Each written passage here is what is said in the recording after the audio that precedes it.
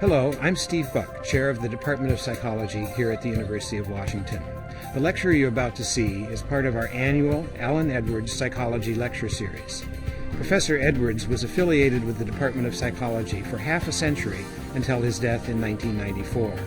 He was an outstanding teacher, researcher, and writer who introduced new statistical techniques that are credited with changing the way modern psychological research is conducted. Alan also permanently enhanced the intellectual climate of UW Psychology by endowing the Alan Edwards Lectureship, which since 1999 has brought an impressive list of renowned psychologists to the UW campus to interact with faculty and students. Now, the annual Alan Edwards Psychology Lecture Series presents the excitement of psychological research and its tangible benefits to both local and national audiences. The lecture you're about to watch is one of a pair given back-to-back that matched a UW Psychology faculty member with a visiting researcher to talk about a topic of great public and scientific interest.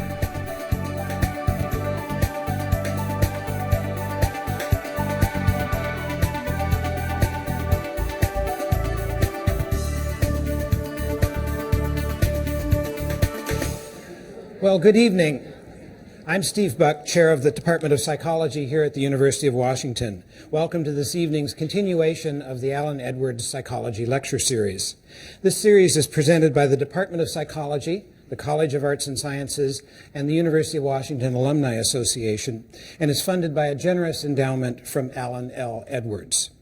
The topics in this series illustrate how psychological research serves humanity.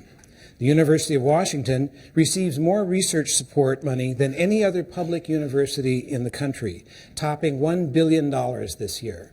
The psychology department alone receives almost $10 million annually in research funding that helps us advance our knowledge of basic science, directly serve people in our community and around the globe, and train our undergraduate and graduate students. Tonight's lecture addresses family values and culture in the successful adjustment of ethnic minority adolescents. Our speaker is Dr. Rand Conger. Dr. Conger is the Distinguished Professor of Human Development, Family Studies, and Psychology at the University of California, Davis. Dr. Conger's program of research focuses on social, economic, cultural, and individual characteristics that either increase or reduce risk for social and emotional problems, substance abuse, and psychiatric disorders over time. Findings from Dr. Conger's research have been published in over 200 books, book chapters, and journal articles, and over the past 30 years have been supported by a series of federal grants from the National Institutes of Health. In addition, the significance of his scholarly activities has been recognized through awards from professional organizations including the National Association for Rural Mental Health, the National Council on Family Relations, the American Sociological Association, and the International Association for Relationship Research. He also has been elected fellow of both the American Psychological Association and the National Council on Family Relations. And, oh yes, this distinguished career started here with his PhD in sociology from the University of Washington. Please join me in welcoming Dr. Rand Conger.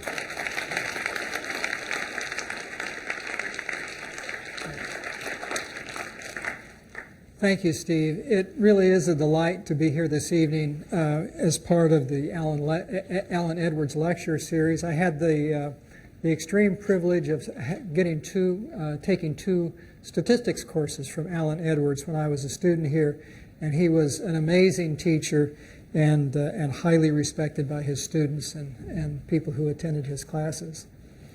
I'm going to talk tonight about some adolescents who we've now studied for about 20 years, adolescents who we began to study back in 1989 and who we continue to study today as they're raising their children and starting their families. And that too has been a real privilege in terms of having the scientific opportunity to follow a of individuals across such a long period of time. The study involves adolescents who grew up during a time of extreme economic stress in rural Iowa. During the 1980s, there was something called the farm crisis. And during that farm crisis, Numerous farms were lost, banks went under, small towns disappeared, and in fact, rural Iowa was described by some as a rural ghetto in the sense that small towns were becoming ghettoized. Stores were closing, the banks were closing, and places were just drying up and going away, and people with resources were leaving, and what was left behind were people without resources. So this cohort of rural adolescents, a total of 558 altogether, with approximately equal numbers of boys and girls, lived through that crisis as they were growing up.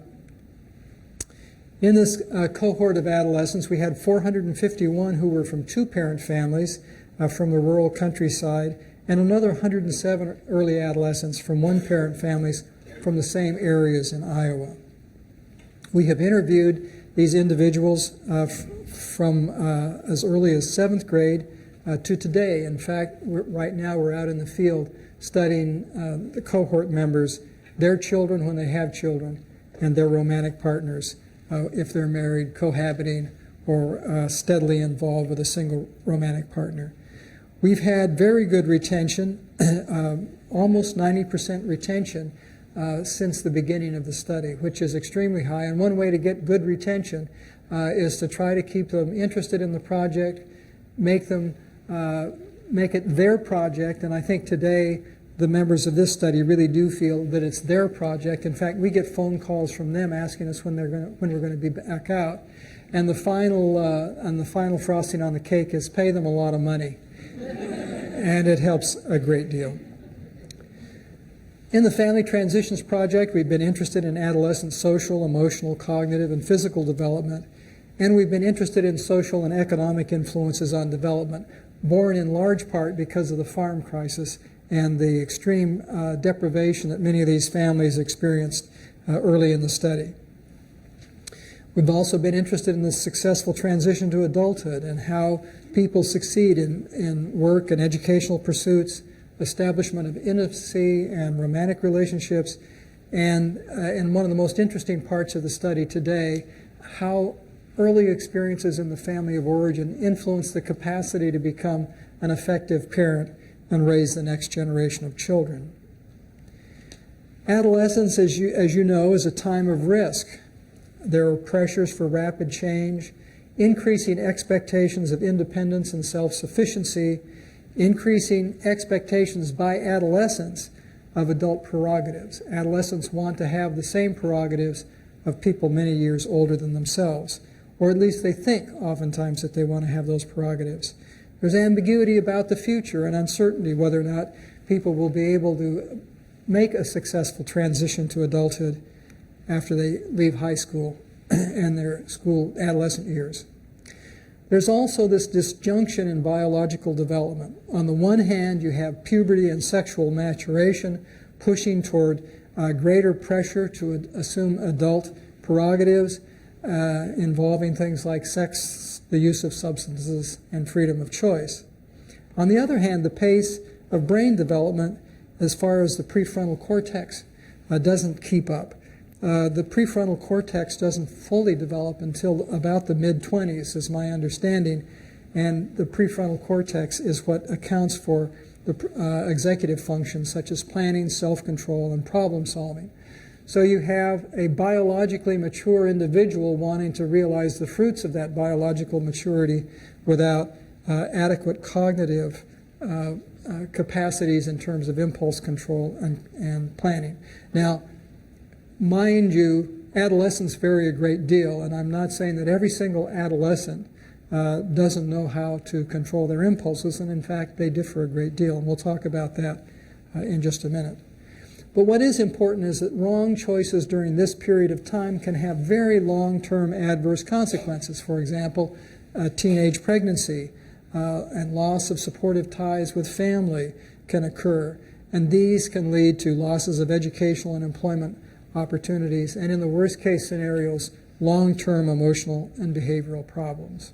Now, if adolescence is a time of risk, we can think about adulthood in many ways as a time of recovery. The prefrontal cortex becomes more fully developed. Education, the educational goals of the individual are typically completed by the mid-20s or shortly thereafter. there tends to be entry into long-term work, into careers and so on. There's entry into more stable romantic relationships and the establishment of new families. And there's a reduction in ambiguity and self-doubt. A person in their mid-20s may not be making a great living, but at least they have established some degree of independence, and they're making some sort of living. Well, let's think a minute about the adolescence hypotheses then. The hypothesis is that things are difficult during adolescence. If it's true that adolescence is a time of risk, it should have significant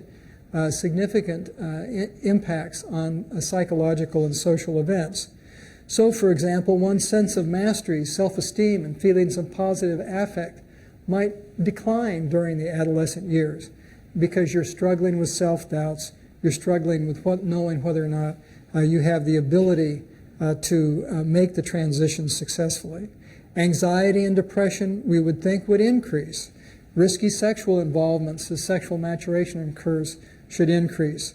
As one experiments with adult prerogatives, substance use should increase, and conduct problems should increase as people fail to adequately control impulses that they're now capable of expressing. Now, if the adulthood hypothesis is about recovery from these kinds of problems is true, then during the adult years, a sense of mastery, self-esteem, and feelings of positive affect should increase. Anxiety and depression should decline. Risky sexual involvement should decline. Substance use, conduct problems, and so on should also show declines from heights achieved during the adolescent years. In our Family Transitions Project, our study of these over 500 adolescents, we followed them in these analyses across 8 different points in time, from an average age of 14 to 15 years to an average age of 27 to 28 years. We used standard measures for each variable, variables like self-esteem and so on. And we used growth curve modeling to determine statistical significance of changes over time. Let's look at mastery for a minute. Again, the hypothesis would be that mastery would decline during the adolescent years, and but it should increase during the adult years. This period of time, 1991, that would be about 14 or 15 years of age. And by 1994, right here, we have reached late adolescence, completion of high school, and the adolescents are beginning to move into the adult years. Well, mastery, a sense of mastery, a sense of being able to control your own fate, really didn't decline. It was relatively flat during these years, but it didn't go up either. It remains at what is a low level when we compare it to what happens when people enter their adult years, when they complete the transition to adulthood. By 1999, we're out about 23 years of age, and when we get out to 2003, we're out to 27 years of age. So this is pretty consistent with the hypothesis that adolescence is a time of risk, a time of self-doubt, a time when people don't feel in control of their fates. And as they move to adulthood and begin to succeed in adult accomplishments, a sense of control and mastery goes up. What about self-esteem? Here we see more what the adolescent hypothesis would suggest. By the way, the red parts of the figure apply to the girls in the sample, the blue to the boys in the sample, and the black line is the average for the entire sample, boys and girls combined.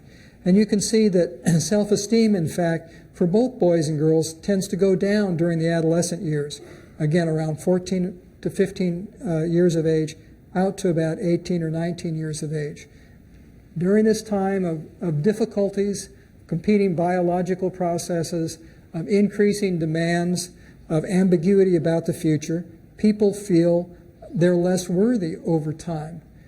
However, as they move into the adult years, their self-esteem goes up and then levels out at a much higher level than it was during adolescence as they move into the adult years, consistent with the idea that the adult years are a time of recovery.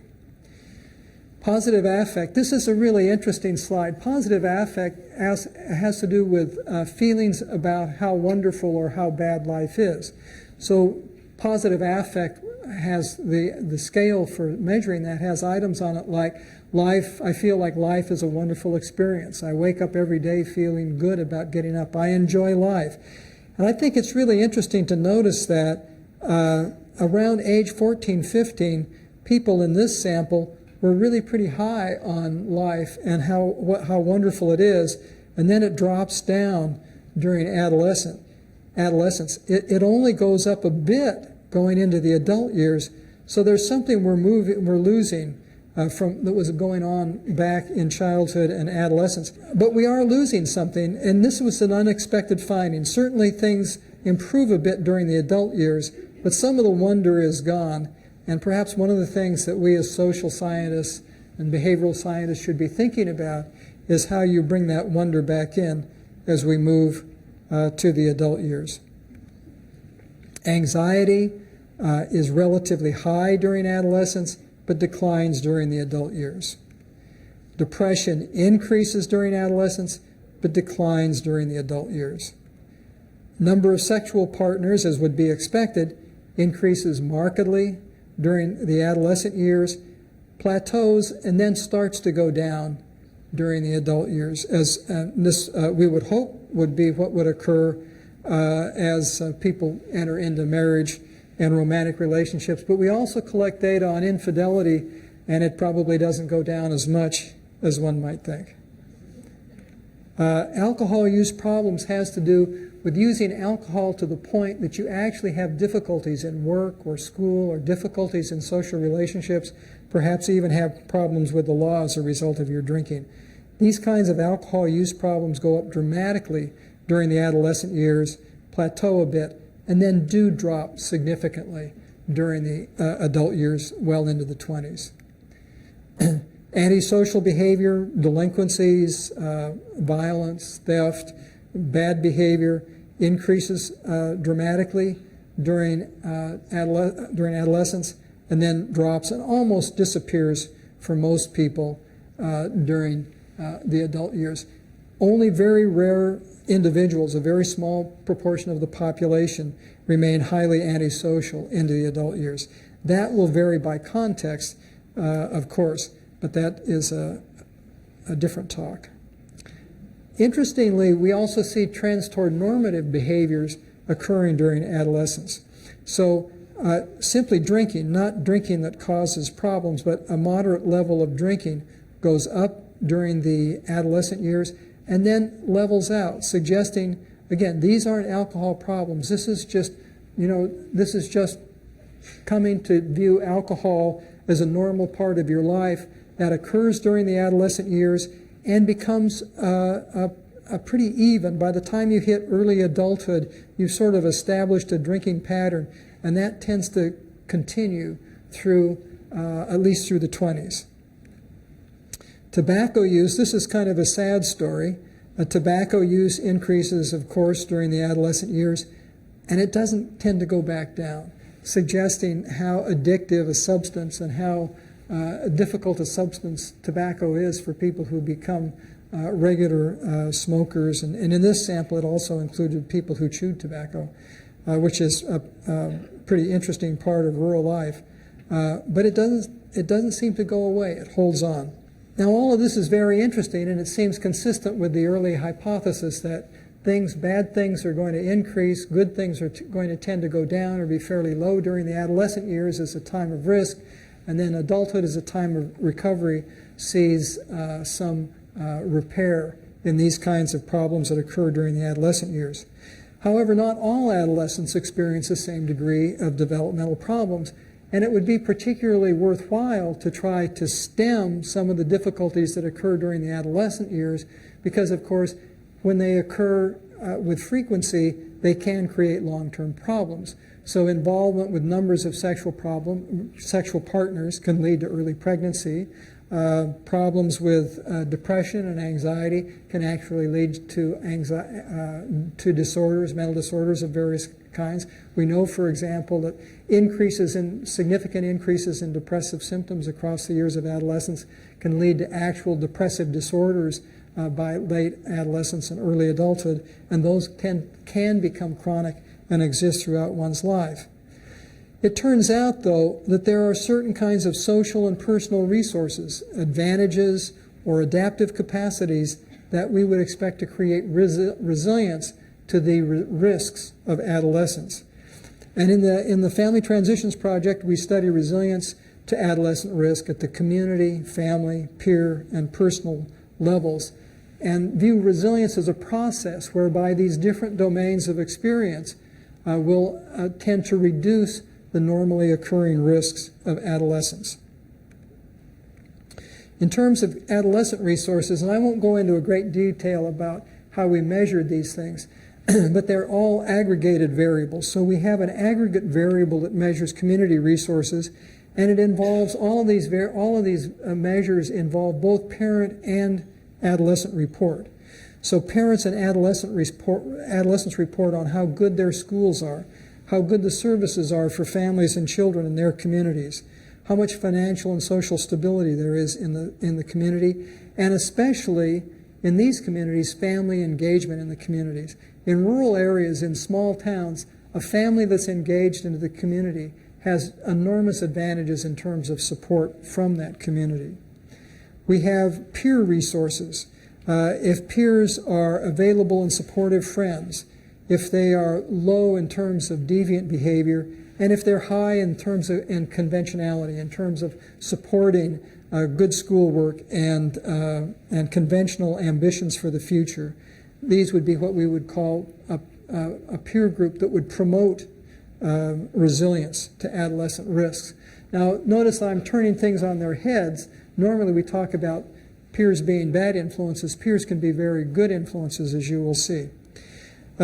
Families with high resources would be families that are high on warmth and support of the adolescents, low in conflict, low in psychopathology. That is, the parents don't tend to have a lot of disorders. And in this particular study, we also studied the siblings. So siblings would be low in terms of their psychiatric disorders. Families that are high in resources would tend to experience low economic stress. They would tend to be of higher SES, better incomes, better educated parents, and so on. Now, part of what we also looked at would be what we would call an adaptive adolescent. What kind of adolescent is one that tends to be fairly resilient to these kinds of problems that we've seen during adolescence? One that is high in impulse control, who plans for the future. One who has low antisocial behaviors, or low antisocial values. That is, they have a strong sense of what's morally correct and what's not morally correct. They tend to be agreeable and work well with others. They get along with others. They have good problem-solving skills. They work hard in school. They tend to enjoy school. They tend to actively cope with challenges in their lives rather than running away from them. And they tend to have conventional or traditional beliefs. They accept the general moral order. They accept the idea that education is important, getting along with others is important. So based on these ideas, we developed a little model. Now remember, we have both single and two-parent families. And we felt that single-parent families, kids being raised in single-parent families, would suffer a reduction in terms of the kind of community resources they experienced, peer resources, and family resources. Remember that single-parent families tend to be low income, and there's only one parent. And one parent, just in terms of a single parent, is more likely to be outnumbered by the kids in the family than two parents. At least with two parents, you have the opportunity to have support in terms of your parenting behaviors. It does not mean that single parents are bad parents. It means that they have more that they have to deal with, and they can be swamped in that process at times. Single-parent families, a single parent is less able to monitor as effectively, typically, as a two-parent family, and that can lead to getting involved with peers who are not as appropriate as we would hope kids would have. Community resources, single-parent families, when a divorce occurs, parents oftentimes need to move to a lower income area. They need to adapt to a lower income lifestyle, and they might end up in a community that tends to be lower socioeconomic status. Now, in our little resilience model here, we thought that community resources, peer resources, and family resources would all tend to promote this adaptive adolescent. An adolescent, when you have a good and resourceful family, good community resources, good peer resources, you tend to develop a more conventional orientation. You tend to develop a greater control of impulses with the idea in mind that you do have a future that's promising and you wouldn't want to undermine that future.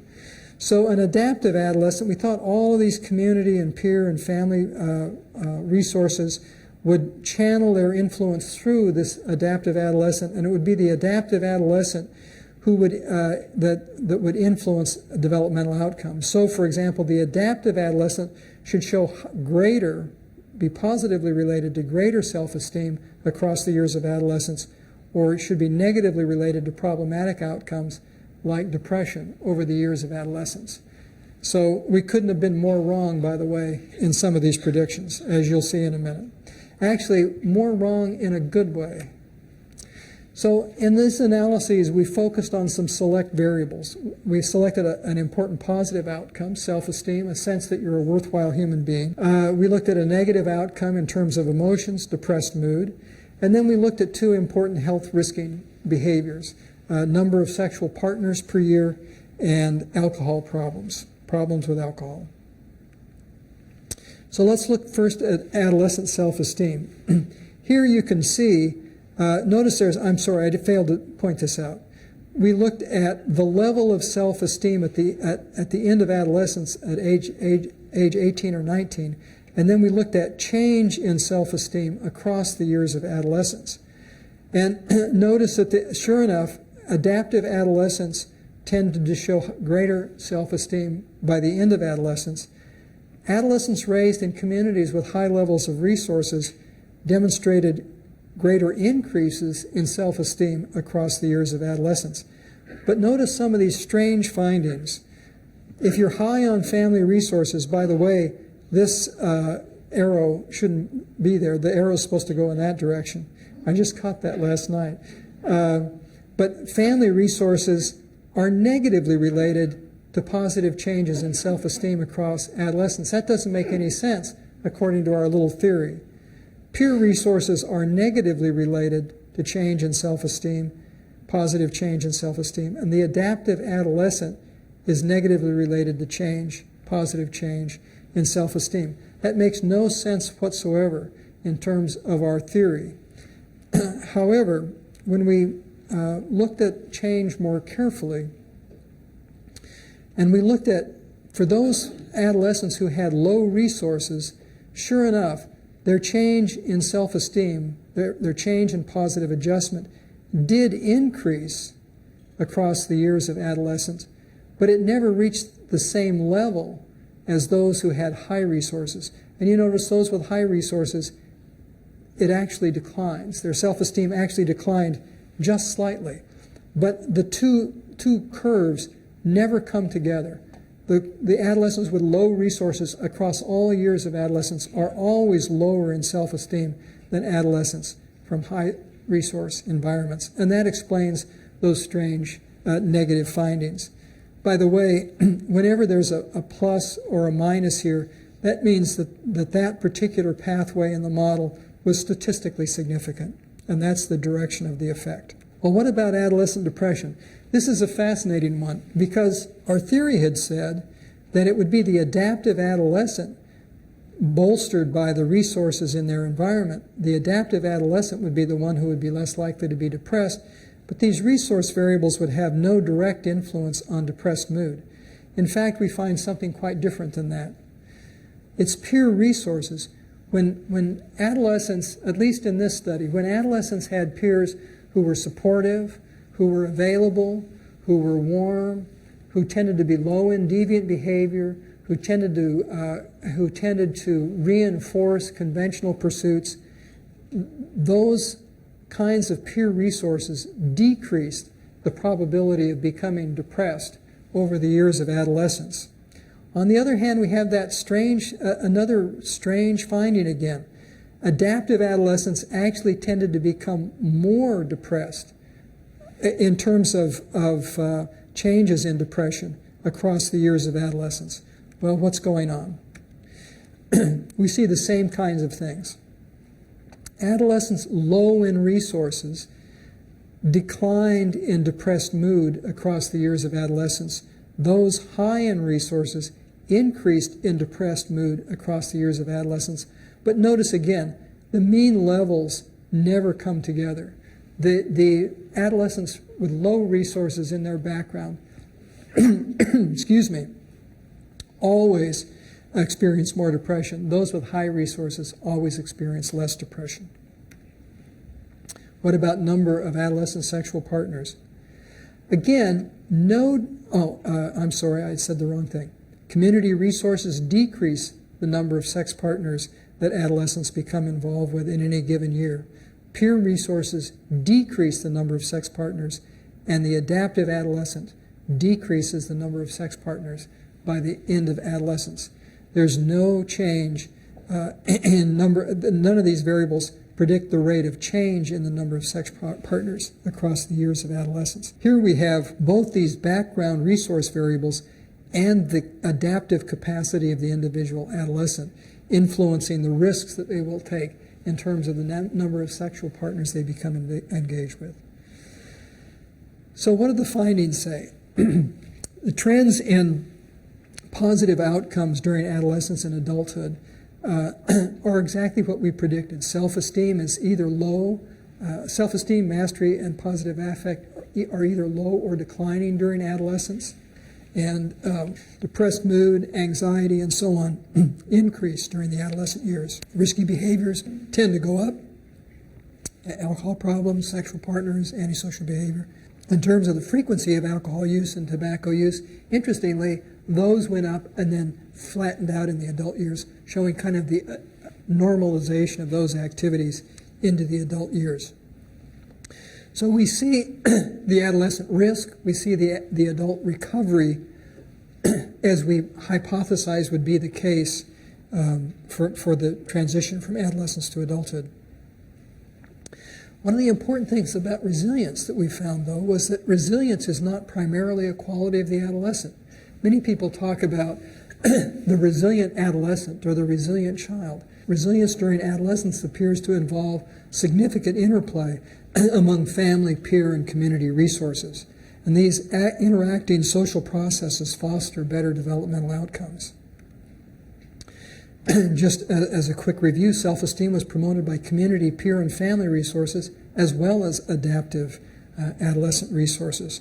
Depressed mood was primarily reduced by peers. Alcohol problems were reduced by family and peer resources, and so on. So peers, family, and the community context have an enormous impact on resilience to the natural kinds of risks that occur during the adolescent years. So adolescence is a time of risk, these data suggest. Adulthood does appear to be a time of recovery, and resilience to the risks of adolescence involve both social processes and individual adaptability. In terms of practical implications, it says that if we want to promote resilience, it's more than just having programs with individual adolescents. We need programs that focus on social processes, preventive education programs. It can be therapeutic interventions, but it also involves public policies that promote social resources and programs that could be targeted at schools and at individual adolescents as well. So this was a study of significantly disadvantaged adolescents raised in a rural environment, which in a way is a minority population because the rural environments are declining rather rapidly, and fewer and fewer, a lower and lower proportion of our population is in rural environments. But I want to just give you a little bit of a background for a study that Anna Marikausi and I have just launched down in California. It's like this Iowa study. It's a significant cohort of 5th grade Mexican origin children growing up in the Sacramento area of California. And we're going to try to follow them exactly as we did the adolescents in Iowa, starting a little bit earlier because, as we know, adolescents are maturing earlier and earlier, so we needed to start at a little earlier age, about 10 or 11 years of age. We call it the California Families Project. A number of scientists have come together to work on this project, including myself and Ana Maria Calce. The goal is to study 650 Mexican origin families and children in the greater Sacramento region to understand the origins of successful development from late childhood to adulthood. Very much like the study I was just talking about. Only now the difficulties will be quite different, because now we're dealing with issues of different culture, we're dealing with issues of discrimination, we're dealing with people who are even more impoverished than the Iowa families. These families represent the fastest growing segment of the U.S. population. Over 50% of the births in California today occur to families of Mexican origin. But we do seek to include families with a diversity of incomes, education, and family history from this population. Just to give you a sense of the people coming into this study. Now, we've just begun this, and these are data hot off the press, but it gives you a description of the kind of sample that we're dealing with this project. As with many situations where a number of the families are immigrant families, the mothers and the fathers, oh, by the way, this is the Sacramento School District, the SCUSD. This is the Woodland School District, which is a smaller metropolitan area just outside of Sacramento. The mothers and fathers tend to speak Spanish in the home. They do their interviews in Spanish. That's true in Sacramento, and it's also true in Woodland. The children speak English. And oftentimes we'll have the children in our interviews speaking English, the parents speaking Spanish, and even when we do videotapes of them interacting together, sometimes the parents are using one language, the children are using another language. Country of birth, most of the children were born in the United States. By far the majority of parents were born in Mexico. That surprised us. We expected in Northern California we'd have more families where the parents were born in the United States. It's not true. And these are families of Hispanic background picked at random from lists of schools, from school lists of parents with Hispanic surnames. These families come from all over Mexico, states from all over Mexico. Average age of the parents is mid to late 30s. In both school districts, the children are between 10 and 11 years of age. The fascinating thing about this is the age of these parents, the ages of these parents are almost exactly the same as the ages of the parents in the Iowa study that I just talked about. Marital status, by far the majority of parents are married. Some have never married, but they've lived together with their children all of the children's lives. And so 73% are two-parent families, 80% are single-parent or 80%, 73% two-parent, 80% two-parent, and then the minority or single-parent families. I want to tell you just just briefly, say something about stereotyping related to ethnicity and background. Mexican origin families are poor on average. Now, in our study, we have some who are doctors and lawyers and chief executives and everything else in the community, but on average, they tend to be working poor. And when we submitted our grant proposal to do this study to the Scientific Review Committee at the National Institutes of Health, and we estimated that by far the majority of the families in the study would be two-parent families because that fits with Mexican traditions, they said, you can't be right because poor families are single-parent families. And you see what we found. We had to fight with them about that. Actually, they had the money and we lost. But we're going to win in the end because we're going to be able to show that these stereotypes run deep, even with supposedly educated people who should know better. Child gender, approximately equally male and female in Sacramento, more females than males in Woodland. Not entirely surprising. The girls tend to be more willing to be involved. I think we're continuing to collect new families. I think the gender difference will even out in Woodland. This is just quickly to show you, I just want to show you that the majority of mothers and fathers in this study never completed high school. And in fact, the majority of them were educated, got their initial years of education, or even all of their years of education in Mexico. But if you just do a quick tally of the percentages, over 50%, oftentimes over 60%, have not completed high school. Very different than the Iowa study, where the majority of parents had at least a year or two of college. Employment status. Notice we don't have a lot of unemployed parents. Only 4 to 6% of the parents indicate that they're unemployed. We have a lot of mothers who are homemakers, full-time homemakers, but these are families that work. They're poor on average, but they work, and they work hard. It's an extremely hard-working population. You'll notice here, I didn't do a formal test of poverty line, but 30%, probably closer to 40% of the families, if you do an official calculation, are below the poverty line. So these are families who work but still live below the poverty line. Health insurance, they don't have much health insurance. Mothers and fathers, on average, over 50% of them don't have any health insurance. A larger proportion of the children do, a larger proportion of the children have health insurance. But this is a perfect example of families who are living below the poverty line, on the margins in every way, and also on the margins in terms of going under completely should they experience any kind of economic calamity or any kind of medical crisis. Neighborhood quality, but you'll see by far the majority say that there's never or almost never violence or property damage or theft or unsafe elements in the neighborhood. But think about your own background. Nearly 30% are saying that there's violence in the neighborhood. That's amazing amounts of violence, because that includes stabbings, shootings, and very, very severe forms of violence. So a lot of these families are experiencing very significant hazards in their neighborhoods. Just quickly, we hear a lot about parents from minority populations having very bad relationships with the schools. We're not finding that to be the case. And by the way, we're cooperating closely with the school districts in terms of doing this study.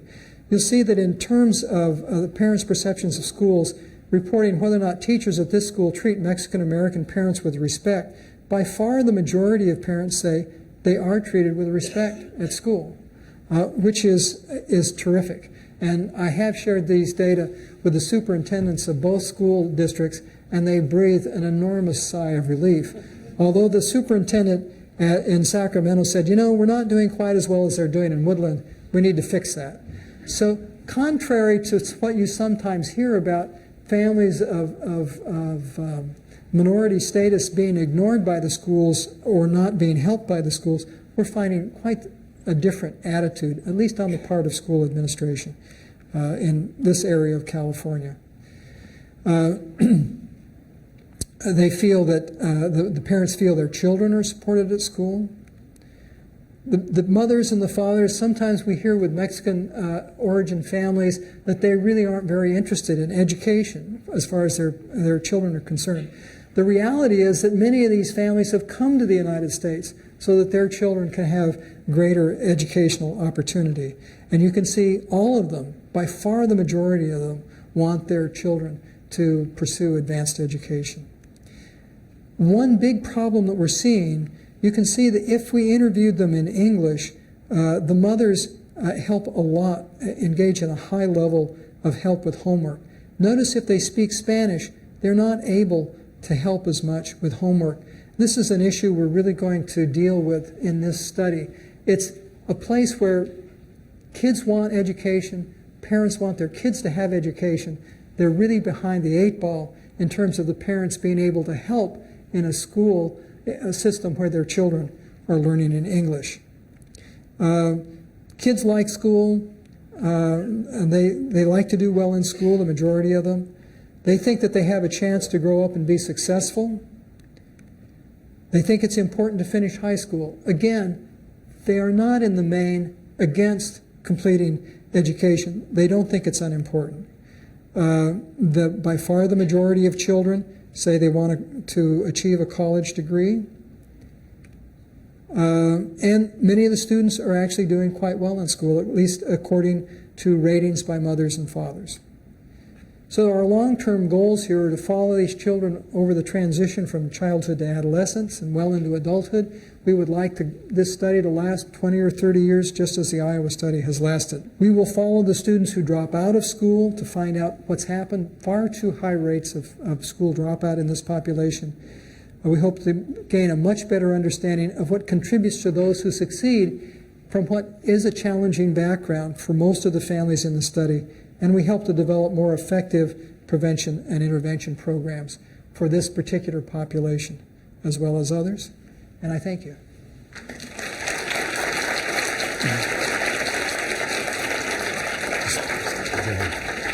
So, thank you, Dr. Conger. We have time for questions, and while people are getting to the microphone, I have one that I'll ask. I know that you haven't had time yet to track changes over time in your California sample, but I wonder if you have gotten far enough into data collection to be able to characterize whether there are any differences, major differences in the positive and negative psychological variables that you're measuring between the California sample and the Iowa sample. Are you seeing big differences in any categories to start out with in the psychological variables? I think we see more adjustment problems in the California sample. The kids are growing up in much more dangerous neighborhoods, and so we are seeing earlier onsets of involvement with alcohol, probably even some drug use. And even in 5th grade, we're seeing some gang membership. So it's a different phenomenon. Okay, question, we'll start over here. This is a question in regards to the Iowa study. You talked about the hypothesis of recovery in adulthood, but looking at some of the charts, it looked like there was, I think 1999, the age about 23, 24, there seemed to be a change in self-esteem and those other things. So I was curious if you guys are adapting the adulthood hypothesis to look at different stages within adulthood, or as opposed to, 19 and on is just one stage.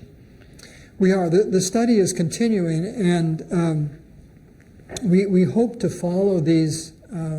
We're just submitting the continuation grant proposal, in fact, in July. We hope to follow the original cohort of adolescents right into their mid-30s and hopefully beyond that into their 40s, because now they're approaching the age that their parents were when the study began. And we can really see how their development compares with the places their parents were when the study was initiated. We do expect to see changes. One of the part of the study, an interesting part of the study, is the study of psychiatric disorder. And we have been amazed at the amount of new disorders that have occurred during the 20s, something entirely unexpected and something that is a little bit different than this adulthood as a time of recovery.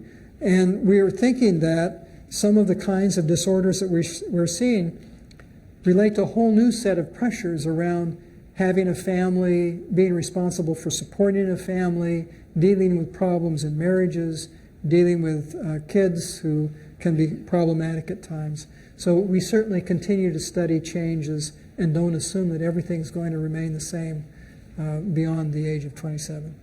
Okay. So we'll take another question over here. Go ahead.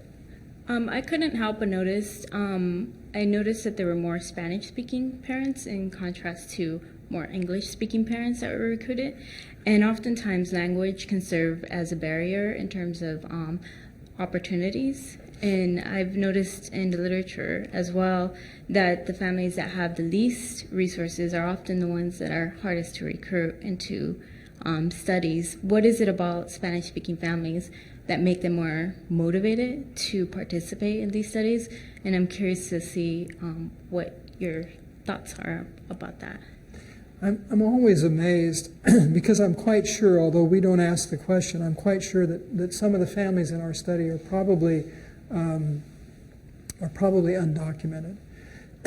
But our finding after 30 years of working with families of different types, including families who have been on the carpet for child abuse or child neglect or families of minority or majority status, is that people really do want to tell their story.